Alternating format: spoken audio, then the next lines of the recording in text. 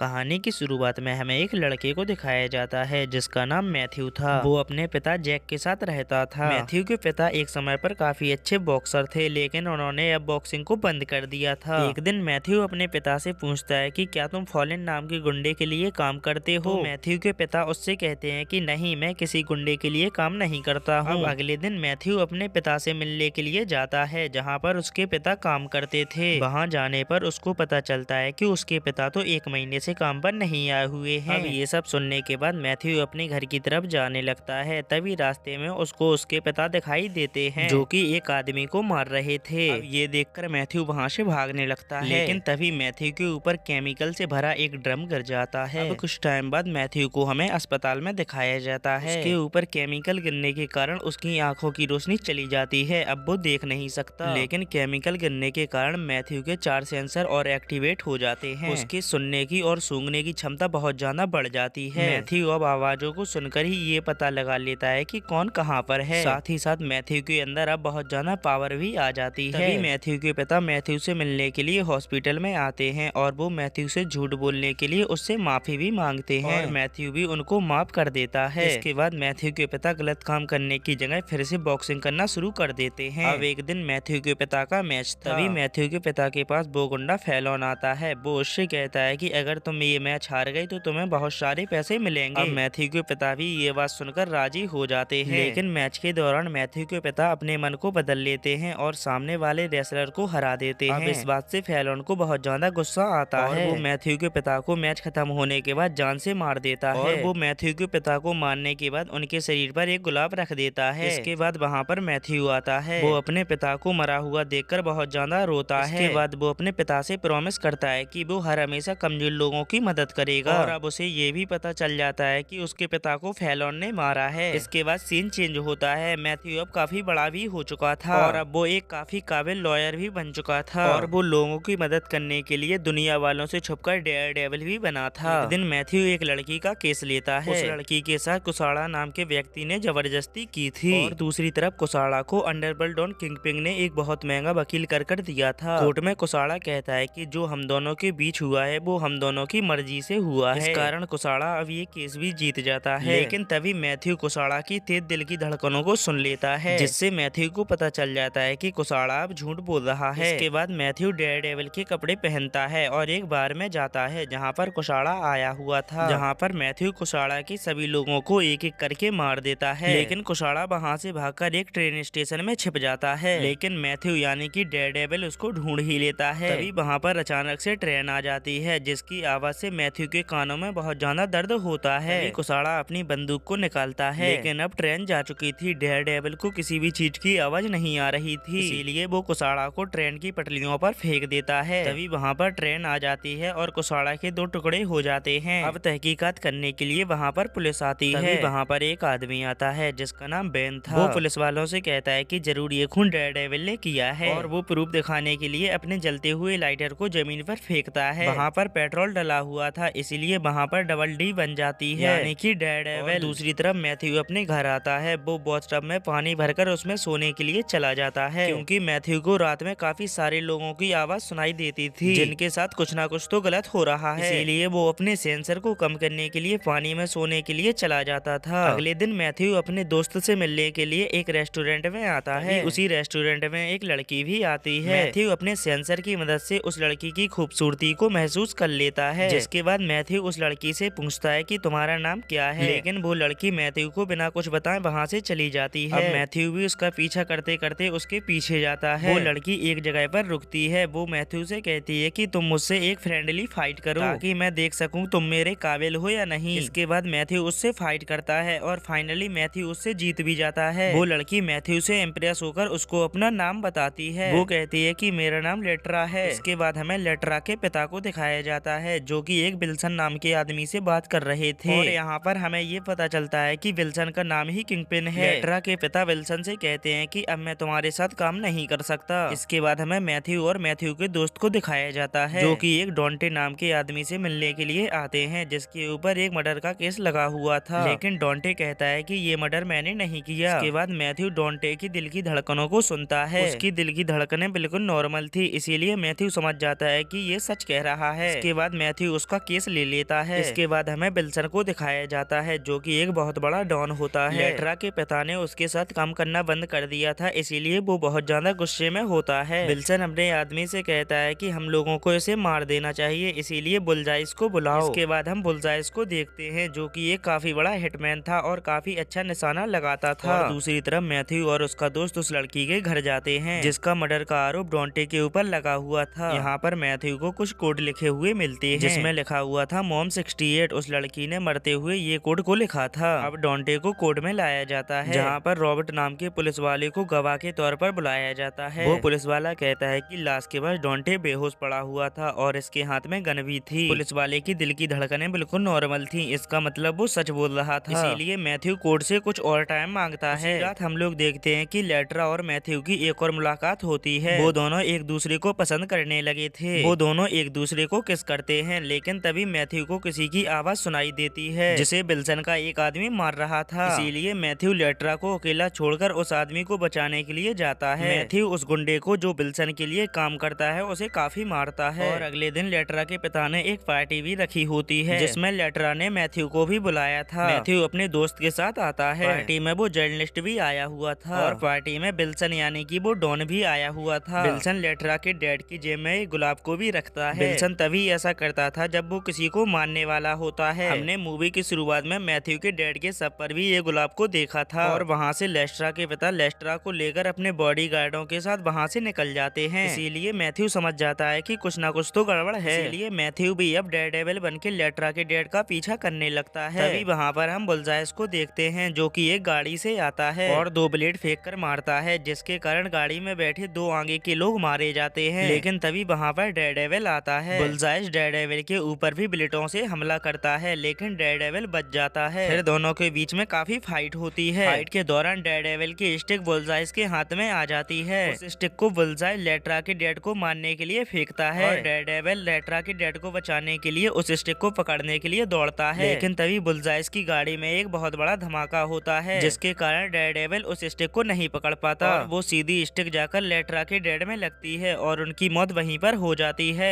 तभी लेस्ट्रा गाड़ी से नीचे आती है और वो डेयरडेविल को देखकर समझ जाती है कि उसी ने मेरे डैड को मारा है और बुलजाइस वहाँ से निकल आता है। वो सीधा विल्सन के पास आता है। वो विल्सन से कहता है कि मेरा अगला निशाना डेयरडेविल और लेस्ट्रा है। और अगले दिन हम लोग मैथ्यू को देखते हैं जो कि लेस्ट्रा के पिता की मौत में आया होता है। वहाँ पर वो जर्नलिस्ट भी आया हुआ था। वो मैथ्यू से कहता है कि जिस लड़की का मर्डर हुआ है वो मुझे विल्सन की जानकारी दिया करती थी लेकिन कभी भी मैं विल्सन का असली नाम नहीं जान सका, इसीलिए तुम्हें इस काम में मेरी मदद करनी होगी। इसके बाद मैथ्यू और वो जर्नलिस्ट उस पुलिस वाले के पास जाता है जिसने कोर्ट में गवाही दी थी। मैथ्यू उस पुलिस वाले के पास जाता है। वहाँ जाने पर उसको पता चलता है कि विल्सन ने ही उस लड़की को मारा था। इसका मतलब साफ साफ है मैथ्यू को क्लाइंट डॉन्टे ने उस लड़की को नहीं मारा था और उस पुलिस वाले ने झूठी गवाही दी थी। इसके बाद मैथ्यू का दोस्त उस कोड मोम 68 को उल्टा करके देखता है तो वो कुछ और ही था। उसे पता चलता है कि ये नंबर सही नहीं है, वो सही नंबर 89 था। इसका मतलब 9 अगस्त इसी दिन उस लड़की का खून हुआ था और मोम को उल्टा करने पर WOW बनता है। इसका मतलब बॉब। जब मैथ्यू विल्सन के कार्ड को देखता है तो उसमें बॉब का फुल फॉर्म लिखा होता है। मैथ्यू का दोस्त समझ जाता है कि विल्सन ने ही इस लड़की को मरवाया है। इधर बेन लैब में जाता है जहाँ डेयरडेविल का स्टिक रखा हुआ था। उस स्टिक को देखकर उसे याद आता है कि उसने ऐसा ही स्टिक मैथ्यू के पास देखा है। और दूसरी तरफ मैथ्यू डेयरडेविल बनके बुलजाइस को ढूंढ रहा होता है लेकिन तभी पीछे से लेस्ट्रा आकर डेयरडेविल को मारती है। डेयरडेविल अब नीचे गिर जाता है। लेस्ट्रा आकर डेयरडेविल का मास्क निकालती है। जब उसे पता चलता है कि ये तो मैथ्यू है तभी मैथ्यू उससे कहता है कि तुम्हारे पिता को मैंने नहीं मारा, तुम्हारे पिता को बुलजाइस ने मारा है। तभी अचानक से वहाँ पर बुलजाइस आ जाता है और लेस्ट्रा के पेट में चाकू घुसेड़कर उसे मार देता है। अब बुलजाइस मैथ्यू को मारने के लिए जाता है लेकिन इन दोनों के बीच में काफी लड़ाई होती है। इसी बीच बुलजाइस डेयरडेविल से कहता है कि विल्सन ही किंगपिन है। तभी वहाँ पर पुलिस आ जाती है और एक स्नाइपर बुलजाइस के ऊपर गोली मार देता है। इसी मौके का फायदा उठाकर डेयरडेविल बुलजाइस को बाहर फेंककर वहाँ से चला जाता है और बुलजाइस को पुलिस पकड़ लेती है। इधर मैथ्यू का दोस्त उन पुलिस वालों को उस लड़की के मर्डर के बारे में सब कुछ सही बता देता है। साथ ही साथ वो पुलिस को ये भी बताता है कि किंगपिन ने ही उस लड़की को मारने की सुपारी दी थी। इसके बाद पुलिस वाले सही गुनहगार वेजली को अरेस्ट कर लेते हैं और पुलिस वाले डॉन्टे को छोड़ देते हैं। इधर डेयरडेविल विल्सन से लड़ने के लिए आता है। इधर विल्सन डेयरडेविल पर भारी पड़ता है और वो डेयरडेविल का मास्क निकाल कर देखता है। जब उसे पता चलता है कि ये तो मैथ्यू है और डेयरडेविल होश में आता है और उस विल्सन पर भारी पड़ता है। फिर डेयरडेविल फैसला करता है कि मैं इसे नहीं मारूंगा, इसे सजा पुलिस देगी। और डेयरडेविल को वहाँ पर पुलिस आने की आवाज सुनाई देती है। तभी विल्सन कहता है कि मैं पुलिस वालों को सच बता दूंगा कि मैथ्यू ही डेयरडेविल है। तो डेयरडेविल कहता है कि कोई भी विश्वास नहीं करेगा कि डेयरडेविल अंधा है। इसके बाद पुलिस वाले विल्सन को पकड़कर जेल में बंद कर देते हैं। कुछ दिनों के बाद वो जर्नलिस्ट मैथ्यू के पास आता है और उससे कहता है कि मैं जानता हूँ तुम ही डेयरडेविल हो और मैं इस बात को दुनिया के सामने लाकर ही रहूंगा। इसी के साथ यह मूवी की एक्सप्लेनेशन यहीं पर समाप्त होती है।